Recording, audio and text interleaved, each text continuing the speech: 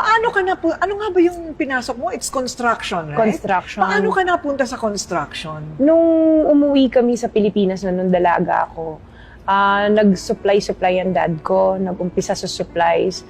And nung nakaipon na siya, nag-umpisa kami ng construction business, ang daddy ko.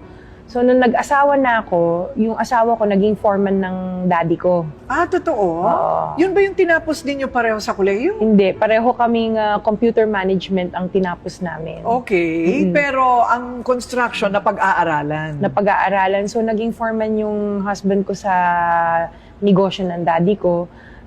Umabot sa point na sinabi niya, Daddy, baka pwede kaming makahingi ng maliit lang na project. So, nabigyan na naman ng daddy ko kami ng maliit na project sa yung gate ng barracks or cementerio ng City Hall. So, ginawa namin yun. Noong time na yun, maliit lang na halaga yun. Pero sa amin, parang feeling namin, ang laking achievement. Nahihirapan kami kasi first time kami sasabak sa construction business, business management kami. So, wala kaming background. Correct. Yung pala, napag-aaralan din siya. Kahit hindi ka inhinyero. Oo, opo. Ano yung struggle nyo nung una?